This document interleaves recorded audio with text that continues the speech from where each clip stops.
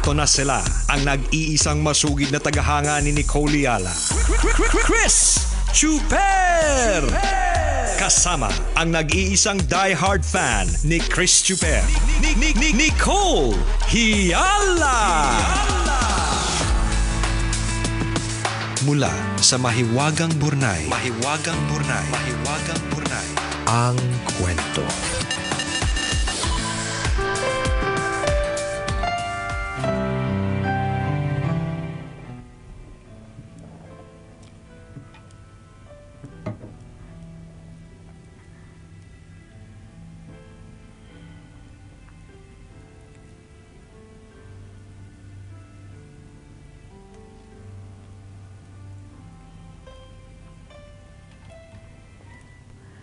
Dear Nicole and Chris, itago niyo na lang ako sa pangalang Kevin. Isang tambalanistang saktuhan lang sa lahat ng bagay, lalo na sa usapang pinansyal. Ito ang dahilan kung bakit napasulat akong bigla sa inyo. Naku, partner, para mangungutang. Bakit? Tutuloy mo pa ba? Parang ayoko na. Parang ayoko na lang to.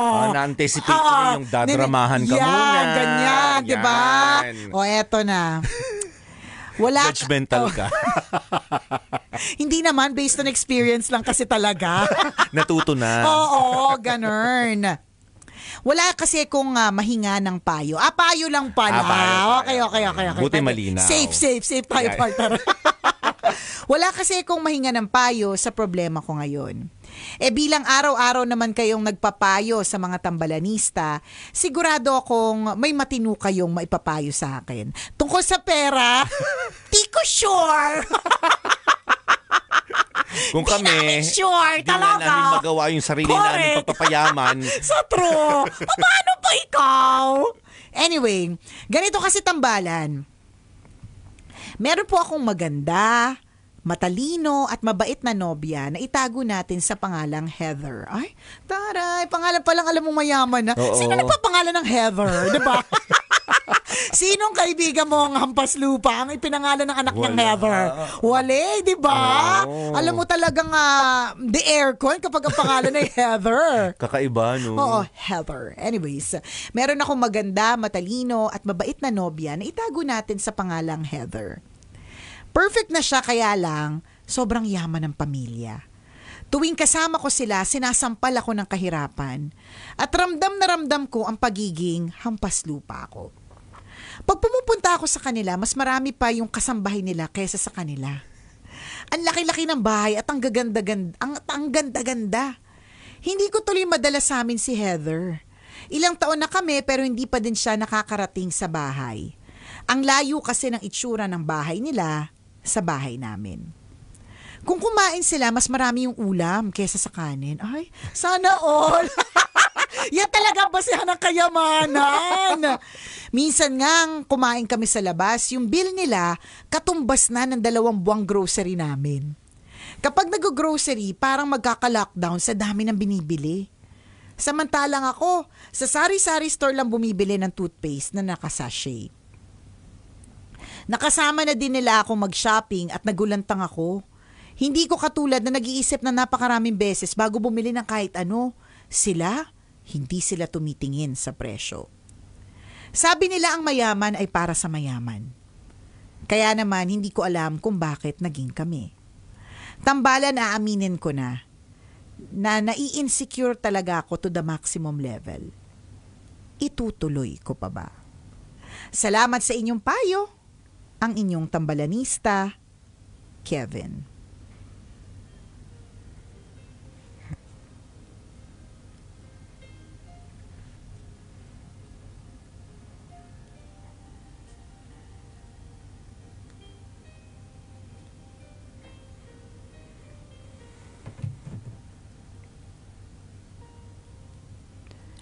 Hi, Kevin. Yung nararamdaman mong insecurity ay valid. Yung nararamdaman mo ngayon na nervyos, panic, basa ng kilikili, pagkapasma ng kamay, di ba? Kamay at paa. Lagi namamawis Oo, yung correct. ano mo, no, kilikili mo. Oo, 'di ba? Dahil parang feeling mo ay hindi talaga kayo match, ganyan. Na valid yung lahat ng mga nararamdaman mo kasi lalong-lalo na dito sa ewan ko sa Pilipinas lang ba o sa ibang bansa may mga ganyan ding mga eksena. Dito kasi talagang mayaman sa mahirap, hindi daw talaga pwede, ganyan. Pero ilang taon naman na kayong together, 'di ba? At ang pinaka-importante dito kung gusto mo talagang i-push at dahil mahal na mahal mo itong si Heather, importante na maging honest ka sa kanya. Makita niya kung saan ka talaga nakatira, kung saan ano talaga yung mundo na ginagalawan mo. Kasi hanggang kailan yung pagtatago or pagkukunwari, meron lang ding hangganan yung ganyan. Dadating din ang panahon na magkakaalaman na talaga. Tsaka baka naman minahal ka ni Heather hindi dahil dyan sa kayamanan. Obviously, kaya naman naging kayo, di ba? May mga iba yung nakikita sa'yo. Ganon. Oo. May mga ganon talaga na ganyan ang pag-ibig. Hindi naman natin talaga maipaliwanag. Minsan, Bulag oo. yan. Malay mo gusto niya sa malibag. Di ba? Correct. Kahit Yan mayaman sila, gusto yan niya ang yung kanyang maasim yung kamay. weakness. Correct. Maasim ang kilikili, maasim ang batok. Sabi ko nga sa'yo, partner, yung may mamasama-sa yung kamay at paa. Di ba? Yan ang weakness niya. Kasi siguro sanay na yan sa mga masyadong malilinis yung mga kaibigan nila. Oo. Di ba? Para pare-pareha. So parang ang trip niya naman talaga, yung parang di ba, libagan mo ako. Yung Dungisan mo ako, correct, ganon. di ba? Babuyin mo ako. Ganyan. Sa laulain mo ako. Baka yan yung mga trip niya. Hindi naman magiging kayo kung wala kayong common denominator. Ibig sabihin, wala kayong tuwaan together, kung hindi kayo match in so many ways, hindi magiging kayo. 'Di ba? Kaya lang naging kayo eh. So ibig sabihin, may pagmamatch sa inyo na hindi maipaliwanag ng kayamanan, 'di ba? Ngunit Totoo. maaaring ipaliwanag ng libag. 'Di ba? May ganun. May ganun talaga. Ang sa amin, siguro nga nakaka-insecure, siguro nga hindi ka sanay sa ganyan, 'di ba? Pero kailan ba naging hadlang, 'di ba? Yung mga ganyang klaseng eksena para hindi magtagumpay o hindi mag-push ang isang pag-iibigan. Totoo 'Di ba? yun. Magkakaroon lang naman ng mga posibilidad ng mga prenuptial agreement, mga ganor na mga eksena. Expect mo na yun. Oh, and I think yung mga prenup na yan, minsan akala lang natin masama pero nakakabuti din pala. May mga ganun ako narinig na nakabuti pala na may ganun sila. 'Di ba? Expect mo na yung mga ganyan. Expect mo na rin na may mga kaunting aapi ng mga kaunti, 'di ba? Or maaaring malalaki, 'di ba? Na klase ng pang-api mula sa iba. Pero ang mahalaga naman kayong dalawa, 'di ba? Ito yung sinasabi natin kanina, partner, 'di ba? Na at the end of it, kayong dalawa din naman. Meron sasabihin ang lahat ng mga ibang tao, pero at the end of it all, it's about the both of you. Tama. I'm not sure, hindi naman nakwento sa nabigay sa kwento niya. Yung mga magulang, correct. Sa kanya, nung pamilya mo, kung malaman ka na hindi kasing yaman nila ang buhay mo. 'Di ba? Wala namang na-mention. Walang ganun. Wala nga akong nakitang ganun. It's really just about his insecurity. Ilang years na nga sila, sabi niya? Ilang taon na kami. Correct. Tumaon na. Kung ganun na katagal, ibig sabihin malalim na rin ang pagkakakilala nyo na magjowa. So malamang kilala niya na rin at nakikikwento niya na rin sa pamilya niya yung estado ng pamumuhay mo na hindi ka ganun kayaman. Ngayon, kung natanggap ka ng pamilya, di mababait sila. Di ba? Kung hindi issue ito sa family na magkaroon ng hindi kayamanan na jowa yung anak nilang si Heather, di walang problema. Totoo. Yung insecurity mo ay sa sarili mo lang nanggagaling. Yes. You have to change the mindset. You have to change your perspective. Papabor sa'yo to. Diba? Para sa'yo talaga to. Oo, sa halip na ma-insecure ka, maging excited ka. Isipin mo, titira ka na sa air-conditioned room. Ay, naku, makakapag-shopping ka na hindi ka titingin sa presyo. Naku, nakaka-excite! Napakagandang oportunidad nito para sa'yo kung tutusin. So sa halip na ma-insecure ka, ma-excite ka. Kung tanggap ka ng pamilya, ha? Correct. Na dapat walang issue, ha? Kasi baka mamaya mo yan. Parang, minsan kasi yung pride, yan din yung dahilan kung bakit hindi tayo nakaka-move forward eh. Baka mamaya mo yan, parang, kasi yung sinasabi mo, partner, parang, hindi mo ba naisip na isang araw na aircon ka na? Oo. Diba? Hindi na papawisan yung kilikili mo. Yung bang hindi mo kailangan mag-mall para ma-airconan sa panahon ng ganito kainit, 'di ba? Oo. Yung ganyang klaseng mga eksena, yung hindi ka natitingin kung mahal ba yung sabon, bibilin mo na lang, 'di ba? At hindi ka lang basta magsasabon, 'di ba? May kasama na siyang lotion at pabango, 'di ba? Maaaring pwede mong tingnan do sa aspetong 'yun. Maaari namang itong si Kevin ang eksena is hindi. Kailangan kung ano yung mga kaya kong ibigay sa kanya, yun lang ang i-enjoy niya. Baka may mga ganong kading pride. Baguhin mo na yun. Itigil na natin yung mga ganyan. Pero dapat malinaw lang malinaw na walang pang-aaping nagaganap or na gusto kanila in spite of, 'di ba?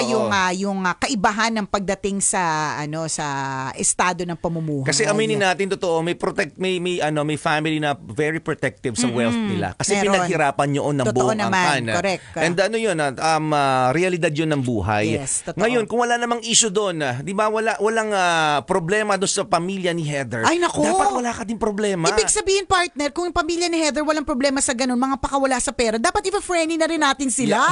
Sila na yung mga bago namin BFF, yan, di ba? Ito na yung pagkakataon natin bilang kaibigan ka naman namin, Kevin. Bilang humihingi ka ng payo, consider this as our talent fee, consultation fee. Anong naiisip mo, partner? Yan, seal na lang ito ng ating friendship. Yan, diba? Yan, so pag ipupush ka talaga namin. Kasi kung magkatuluyan kayo ni Kevin, ay ni Heather, di ba isipin mo, nako, ay di alam na, natitira ka na sa mansyon. Yan. May disundo ka na. Yan. Di ba, mas marami na yung katulong mo kaysa sa mga, kasi sa bahay namin, mas maraming daga kaysa tao. Correct, totoo. Kanya-kanya yan. Pero pak na pak talaga yung mas marami yung ulam kaysa sa kanin. Oo, tsaka mas marami yung kasambahay kaysa sa taong mga nakatirang may-ari. Oo, di ba? Yan talaga pak na pak yan. Ano yan, yung mga kasama sa bahay partner na may kanya-kanyang roles. Oo. Hindi ka pwedeng, yung yaya, hindi pwedeng maglaba kasi yaya lang siya. Oo. Di ba? Yung tagalaba, hindi pwedeng magbantay ng bata kasi ang role niya tagalaba lang. Kaya ganun kadami.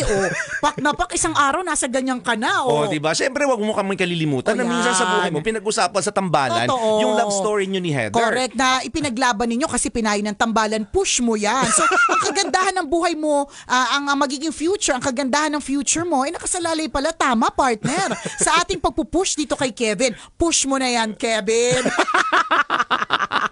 Baguhin mo na yung perspective mo. Walang insecurity dapat na maramdaman. Kung walang problema sa pamilya ni Heather, dapat wala ka rin problema. May-excite ka doon. Yun talaga yun Kung walang problema sa pamilya ni Heather, dapat wala na ding problema sa'yo. Ngayon, yung realidad na may possibility of a prenuptial agreement, hindi ko alam kung ano ibig sabihin niya. Basta alam ko, parang ang pagkakaintindi ko dyan, parang kung magkamatayan, di ba wala ka makukuha. Tama ba? Tama ba ganon? Hindi ko rin alam. Basta may mga ganon kasi usually mga mayayaman may mga ganyang agreement kasi pinoprotektahan kasi nila yung wealth nila. Kailangan lang ding maging handa ka sa ganon. Pero kung man, di ko ano lang yung meron kayo, di enjoy mo. Ang sa akin, kaya naisingit ko lang yung part na minsan parang yung pride, yung pa yung nagiging dahilan kung bakit hindi tayo umaasenso tinan mo, ikaw na nga ikaw pa itong ma-pride. Diba? Ayaw naman namin nakakasakit na nga po, pero alam mo na yun. Diba? Ma-pride ka pa Parang hindi mo na lang, ewan ko, unless nga hindi niya lang kwento sa atin na kaya siya na-insecure kasi pinapamukha ba sa'yo? Dinidikdik pa sa'yo na, para sa kanila alikabok ka lang. Kung may ganun, wag na ituloy. Wag na. Pero yun kaya paulit-ulit si partner kung wala namang pagpaparamdam ng ganyan, diba? Na lupa ka langit sila. Diba? I-enjoy mo na lang kung ano yung meron kayo. Sipin mo. Diba? Sabi mo, perfect na nga maganda na, mayaman pa. Ako, mabait pa ang pamilya. Or siguro, partner, ang iniisip ko lang, baka mamaya, yun nga, yung pa rin na syempre, ako yung lalaki, so dapat yung mag-provide, ganyan. Alam mo, nandito na tayo sa mundo ngayon na ang dami ng acceptance tungkol sa bagay-bagay. Luma na yung ganun. I mean, of course, ano pa rin naman yan the head of the family, may ganyan. Natin yan, naiintindihan natin yan. Kaya lang, nandito na rin tayo sa mundo ng ChatGPT, alam mo yun? Sa mundo ng AI, kung na ibig sabihin, nag-evolve na din yung world. So, ibig sabihin, kung sa relationship ninyo, ang mas kumikita o mas malaki ang pera ay babae, hindi na dapat siya maging issue. Diba? Dapat, na lang siya, pagtanggap na ganun talaga. Totoo. At ikaw naman, on your part, kung gusto mo na namang ma-feel na talagang dadating yung panahon, ako naman yung, diba, manlilibre, or ako naman yung magpapakain sa inyo sa masarap, diba? Di pagtrabahuhan mo din. Hindi yung sa ngayon pa lang, 'Diba? Give up ka na agad. Nag-i-enjoy ka na tapos gi-give up ka. Correct. 'Diba? And insecurity is a negative trait, 'diba? Tama. Gusto mo ng nega? Basta isa lang yung isa sa mga tanong na importanteng malaman mo, may issue ba ang pamilya sa iyo? Yan. Inaapi ka ba? Yes. Kung ang sagot ay wala, wala kang problema. Totoo. Enjoy mo na lang. Ako yan, partner. Oo. Ang saya-saya. Excited ako. Kaya ko kaya yung tambalan kasi wala namang problema sa pera yung pamilya. Correct. Mag-Paris kaya kami next month. Di ba? Paris Retiro. Ganon. Pwede rin sa Parisan ni Diwata Pwede. dito. Para may Mas matuloy malapit sa lang. amin. Correct. Hindi, pero yun lang yun. So kung nag-enjoy at mahal ka niya. Oh. 'Di ba? Kung mahal ka ni Heather, tas masaya si Heather. May mga tao talagang ganyan na parang dahil sanay na sanay sila sa mundo nila, gusto nila ng kakaiba. Parang yung kakapanood ko lang na pelikula, sanay na sanay siya sa kilalang kilala siya, very popular siya. Kaya nung may nakilala siyang isang babae na hindi siya kilala, dun siya na in love. Oh. Kasi sabi niya, naku, parang lahat ng tao nagkukumahog para makapiling ako, tas isang taong to, hindi ako kilala, dun pa siya na-fall. Baka ganon. Kaya push na. Diba? Go na. Inarte pa. Kailangan pa bang i-memorize yan? Basic. Push mo na yan, kuya. This portion was brought to you by ACS Manufacturing. Diba? Nag-iinarte pa. Sabi nga ni partner, nag-iinarte pa. Kasi wala namang problema eh. Ako partner, di ako masyado nag-iinarte sa mga ganyan. Pagka ililibre ako, hindi ako yung masyado ma-pride na, ay hindi, kaya ko yung sarili ko, ganyan. Hindi, libre mo ako, thank you. Enjoyin ko na lang, ganon. Posible din yung, diba? tama yung sinabi mo, at posible yung maaaring sanay siya sa mga ganong mundo. Anong tawag doon? Yung head of the father is the one who provides. Yung buhay ng mga mayayaman. At pag nakakita siya ng taong simple lang, na-appreciate na yung perspective, na-appreciate na yung environment. So kung sinasama mo siya sa mga sa environment ng mga saktuhan lang at na-appreciate na yun, magpasalamat ka. Kaya nga 'di ba may mga hindi siya mapangmata. Correct ka. Madaming mga mayayaman na super yaman na nagki-create sila ng, for example, ng mga NGO or nagki-create sila ng mga basta mga organization to help the less fortunate, 'di ba?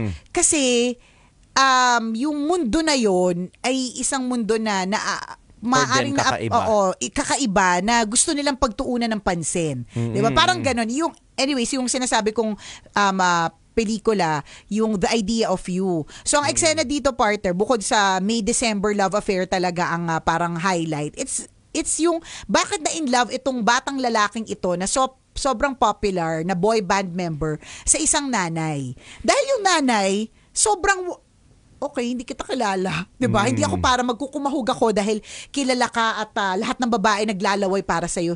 Hindi kita kilala eh. Parang ganun. At doon na in love yung lalaki na sa kanya na parang, ay, kakaiba to sa lahat ng mga iba na nagkukumahog na makapiling ako, naglalaway, 'di ba, para makapiling ako. Ito wala siya talagang pakialam. 'Di ba? Kasi hindi niya ako kilala. So na in love siya. So parang feeling namin may ganun si Heather. 'Di ba? Sanay na siya sa bago ito makikinis. para sa correct, kanya. 'di ba? Parang foreigner sa Pilipina. 'Di ba minsan pag nakakakita tayo ng mga foreigner na sa paningin natin kakaiba na sobrang gwapo or sobrang maganda tapos may papapangasawang simple saktuhan lang na itsura ng Pilipino, parang naano tayo parang ba't ganun, 'di ba? Pero para sa kanila kakaiba to eh. Parang in the same way na tayo pag nakita tayo ng blue-eyed blonde hair, parang wow, grabe blue-eyed blonde hair. Pero sa kanila, sanay na sila sa ganun, ayaw ko na sa ganun.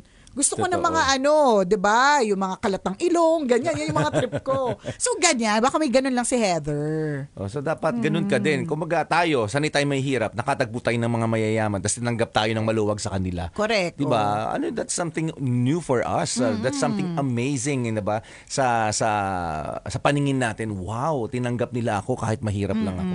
Dapat ganun yung perspective. Correct. Hindi, ay ano ba 'yan? Tinanggap nila ako pero na-insecure ako. Parang hindi ko feel na belong ako. Correct, parang ganun. Kumbaga, ulitin namin na valid yung feelings mo, valid yung nararamdaman mo. Ang maganda dito, pwede kang mag-effort na mag-work para at least man lang kung gusto mo makasabay, 'di ba? Kumbaga pwede mo siyang gamitin na motivation. Pero kaya nga nasabi ko yung word na pride kasi minsan yung pride yun yung nagsasabi sa atin na wag mo na yan kasi dapat, 'di ba? Dapat ikaw yung angat.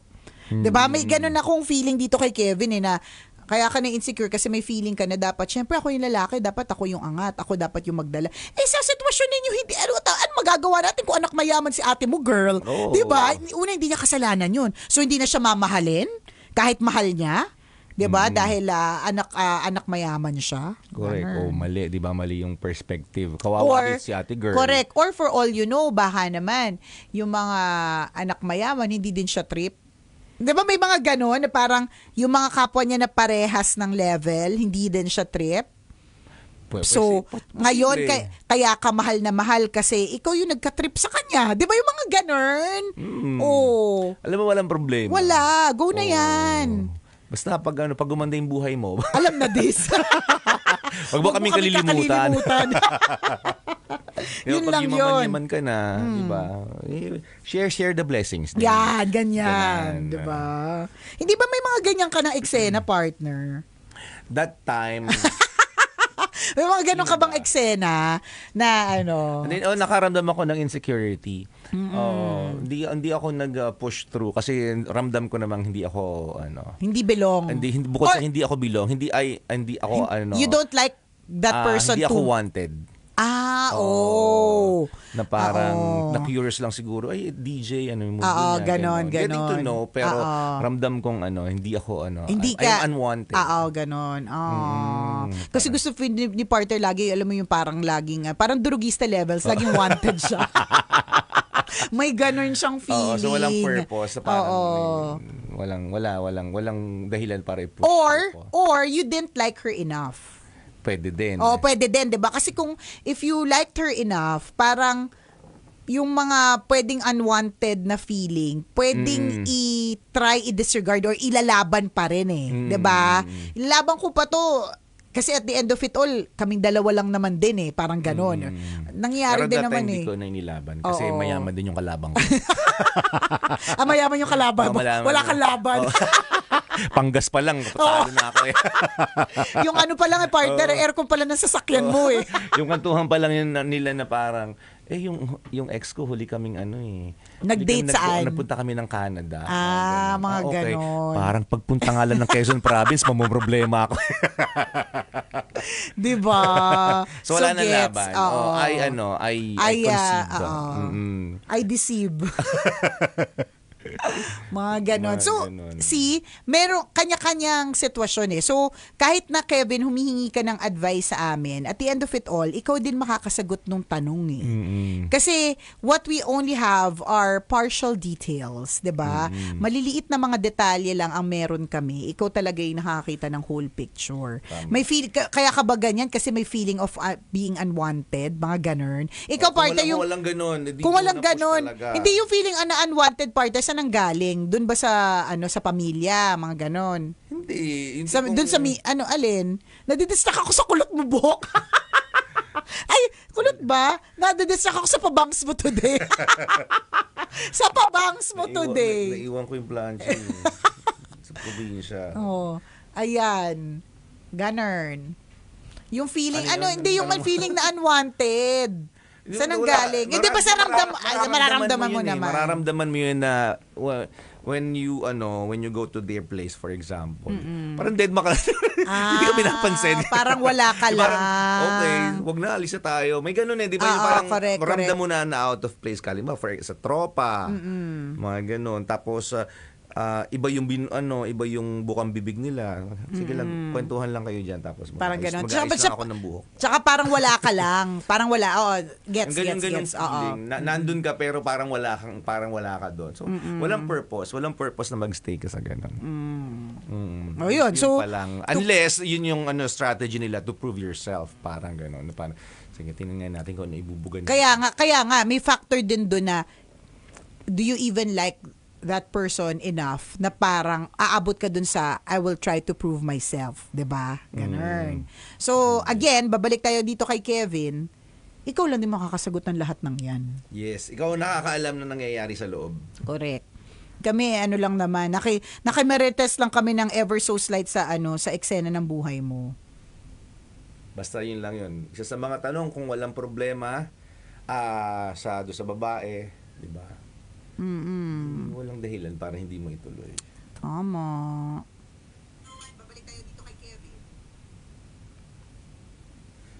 Pero kung nararamdaman mo, mag-ingat na pinag-uusapan ng pamilya, sinasabihan si Heather, alam mo Heather, mag-ingat-ingat ka sa taong yan, hindi maganda, baka kunin ang yaman natin yan. Correct. Kung mga ganon. Mga ganong bulong-bulungan. Di ba? Wag na lang, di ba? At saka ikaw, lalong lumala, tapak-tapakan nila yung pagkatao. oo, di tsaka partner, siya din naman nakakakilala sa sarili niya, may ganun ka bang intensyon? Oo. Hindi din baka super kampi kami sa'yo, pero may ganun ka din palang intensyon. Hindi mo lang din kinuwento sa amin na kaya ako jojowain si Heather. Correct, para magka-aircon kami, di ba? Oo, di ba? Isa na naman pong, di ba? Oo, isa na naman kababayan pong. natin ang nakaluwag-luwag sa pamumuhay at naisalba sa kahirapan ng bayan. Ikaw nakakatansya niyan. Makakatansya niyan. Ikaw yung makakapagsabi. Ganun. Iniisip ko kung may ganun ba akong experience. Parang hindi. Parang Na nakaramdam ka na ba ng insecurity? dahil sa yaman hindi. Siguro lahat talaga naman naging ex ko hampas lupa lahat. Charot, di ba? Walang Hindi naman siguro sa hampas lupa. Kundi baka magka-level lang. Kaya magkakalibil lang, parang gano'n. Wala yung talagang yung nakaka-intimidate yung family. Oo, yung nakaka-intimidate yung family kasi yun nga, steak yung lagi nilang kinakain. Mga gano'n. Hindi. Parang walang gano'n.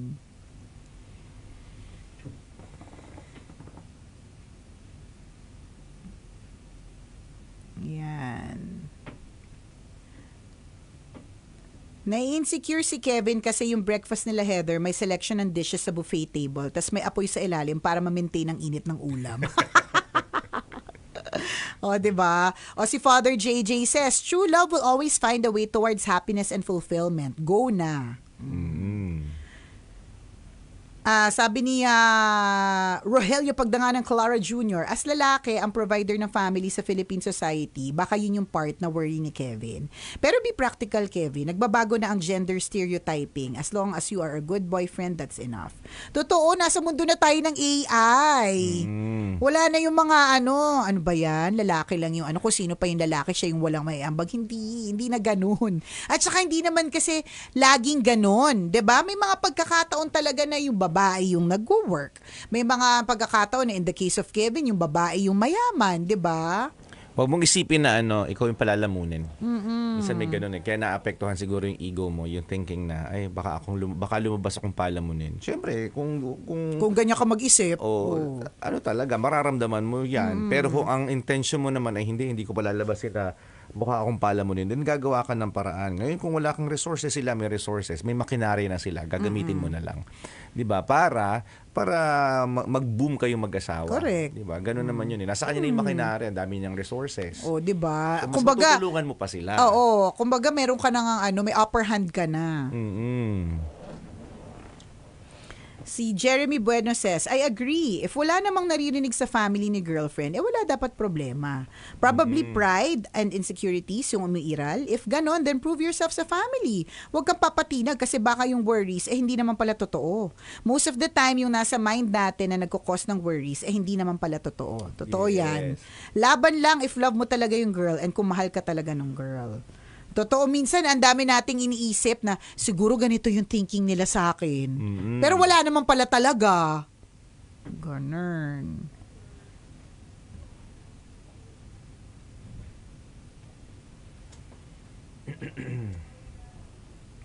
Hello kay Dodox to your Kabili, kay G Nombre, ito makakalala mo to, 'di ba? Si G Nombre Fia Lagdamay. Ninang ko yan, isa sa mga paborito kong ninang yan. Hi Ninang Jean. Hi Ninang Jean, pahiyas na dito sa Lukban. Hindi ka pala umuwi, partner. Oo nga Pwede pa naman tayo mag-record mamaya. Pwede ikaw. Ora-ora. Ikaw, nasa sayo. Pwede naman. Yan ba yung movie ni Anne Hathaway? Tanong ni Miss Ear. Yes!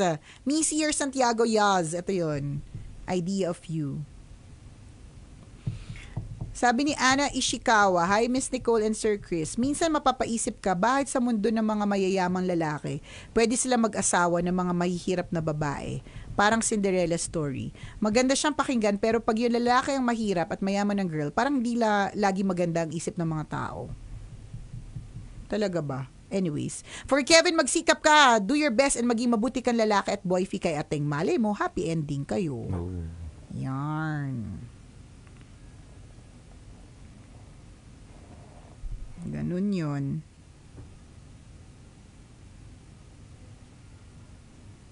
Okay, Docs.